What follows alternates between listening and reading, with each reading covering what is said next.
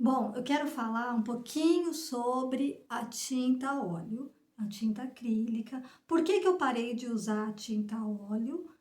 Eu comecei a pintar a tela com tinta a óleo, foi a minha primeira experiência e eu amei porque eu descobri como das nuances diferentes, a tela demora para secar a tinta, então a gente consegue no outro dia mexer.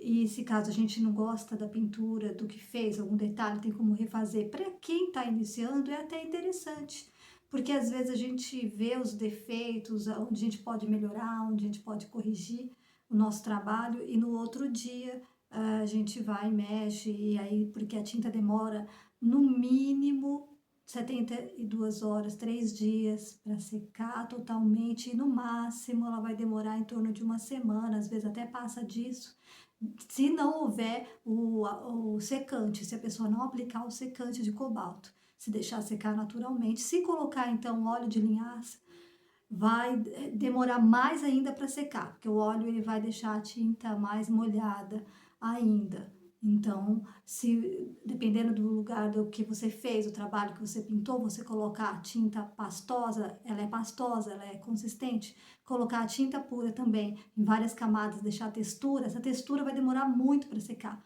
Aonde você passou e deixou a camada mais fina, vai secar mais rápido. Onde você deixou a camada com mais textura, nossa, tinha hora que eu colocava a mão no quadro assim para ver onde que estava seco, onde que estava molhado ainda, e as partes que tinham mais tinta de textura é onde demorava mais para secar. E a gente gosta de colocar textura, dependendo do trabalho que vai ser feito, né? E é isso. E é, para quem está aprendendo não é ruim, não, é bom também. Só que tem uma coisa, as pessoas têm muito medo de usar a tinta a óleo por ser uma tinta antiga, por ser uma tinta tradicional, uma tinta de grandes pintores da história, as pessoas têm um receio de usar, né? É uma coisa assim meio que psicológica. Ai, é tinta profissional e morre de medo. É uma bobagem, porque pintar com a tinta acrílica, ou a tinta óleo, ou aquarela, ou guache, qualquer outra coisa, quem pinta com uma tinta, pinta com a outra. É como, por exemplo, costurar numa máquina. Para quem faz costura, vai pegar uma máquina, vai sentir a diferença de uma máquina industrial para uma máquina de costura reta, porque vai ter outros recursos. Mas para quem já sabe pisar no pedal, sabe, vai colocar toda a linha e mexer ali, não vai sentir a diferença no sentido de que vai estar costurando. Quem pega um carro para dirigir, um carro pequeno, vai dirigir um caminhão, vai ter uma diferença, mas vai conseguir dirigir. Então é isso. Quem faz uma coisa, ele vai sentir a diferença com outros materiais, no caso da tinta, mas vai saber pintar. Então, às vezes a pessoa tem muito medo de usar a tinta a óleo, né? Porque se for usar ela pura, tudo bem, não vai ter muita coisa para se pensar. Agora, se for fazer, eu preciso diluir, porque quer colocar o óleo de linhaça para poder, ele dá mais brilho, a tela fica maravilhosa, ela seca com efeito como se estivesse molhada, assim, dá um brilho incrível.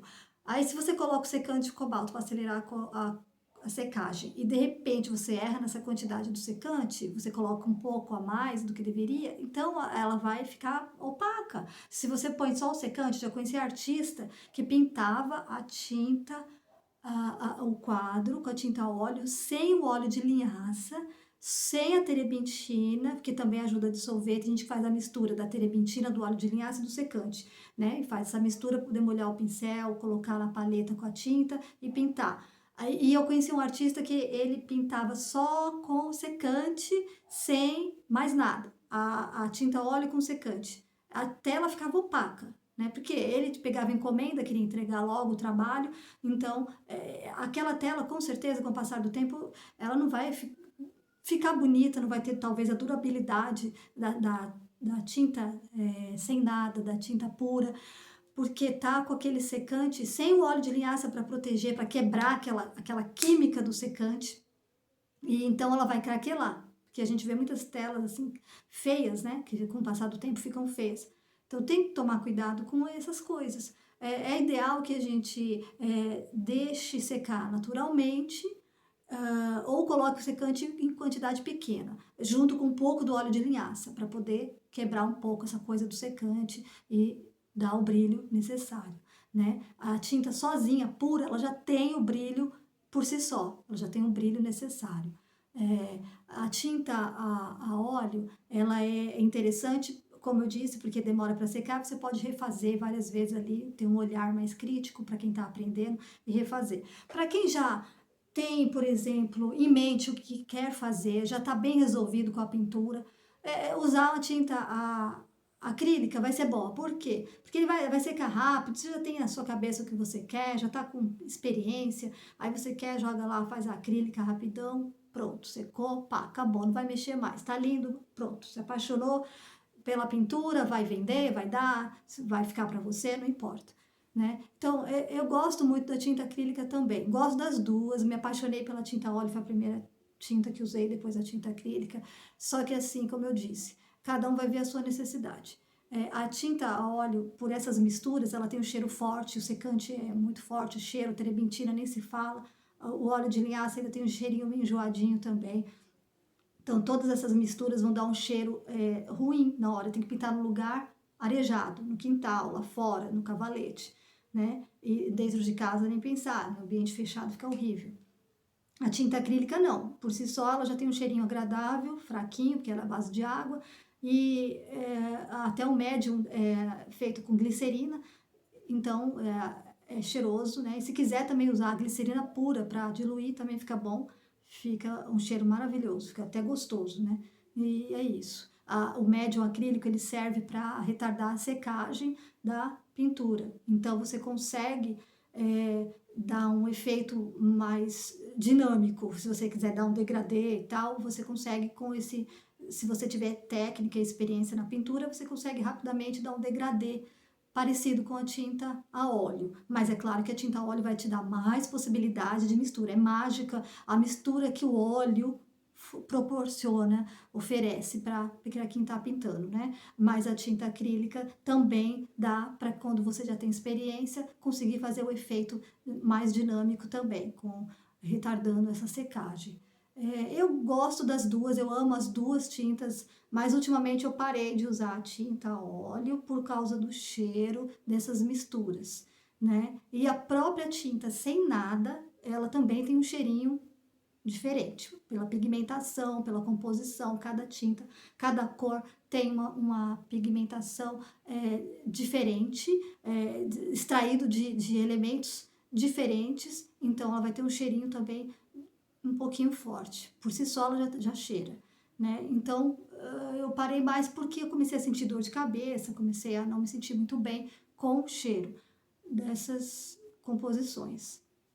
E aí eu passei a usar a tinta acrílica e gosto muito da tinta acrílica porque ela tem esse cheiro agradável, seca rápido. Já estou resolvida com a pintura porque eu já adquiri um estilo mais de técnica com pinceladas rápidas, né? Eu não pinto mais realista. Quando eu iniciei na pintura, eu pintava muito realista. Então, para quem trabalha pintando realismo, aí sim vai precisar de uma tinta a óleo, vai ser mais ideal, mais apropriada, porque você vai precisar de fazer os retoques, né? Vai precisar de retocar a pintura. Então a tinta óleo ela é ideal para o realismo e a tinta acrílica para quem já está querendo algo mais contemporâneo, então já mais solto, mais livre, né? Aí fica mais fácil para utilizar a tinta acrílica. Eu acho assim que não tem muito o que falar, porque assim, às vezes as pessoas se prendem muito a um estilo, a uma técnica, a materiais, né? E eu aconselho muito o artista a estar desenvolvendo habilidades com outros materiais, experimentações, né? Porque eu acredito que a pessoa precisa experimentar diversas possibilidades para poder entender melhor o que pode acontecer. É como um estudo que nunca acaba. Eu penso que a pintura em si, o artista plástico descobrindo técnicas novas, tendo novas visões, é como um estudo que nunca acaba. Ele está sempre pesquisando, olhando, extraindo ideias. Às vezes ele olha uma coisa e de repente pensa assim, aquilo pode servir para isso, para aquilo, outro, né? Então é assim, é uma coisa mágica, é uma coisa assim que às vezes as pessoas se prendem demais, né? Tem muito artista que ele fica preso ali, ele fica, é como, por exemplo, o balé, a dança, né? Às vezes o bailarino, ele tá ali preso ao tradicional, aos passos do balé, e ele não vai para dança contemporânea, né? Ele não se solta mais, ele não cria mais possibilidades de tirar a sapatilha, como a Isadora Duncan fez, né? E revolucionou. Então, na história da arte, né? No caso da dança, na história da arte, no caso da pintura, como o Pablo Picasso, né? E tantos outros que desconfiguraram, né? A pintura, como desconstruíram, né? Pegar um rosto e deixar ele todo com ângulos diversos, né? E de repente você olhar, tem um olho olhando para o lado, tem um para frente, outro não sei aonde, a boca, o nariz, tudo bagunçado, e de repente as pessoas se não entenderem, se horrorizarem na época com aquilo, né? E aí de repente os críticos vão lá e cada um dá a sua opinião, e de repente quando passa o tempo é que a gente vem entender e falar, peraí, faz sentido. E aí a gente começa a ter um novo olhar. Na época tem gente que tem um novo olhar. Às vezes algo acontece, na época que está acontecendo, tem pessoas que têm visão, né? Tem um novo olhar. Mas tem pessoas que não, tem pessoas que só sabem estar presos ao tradicional.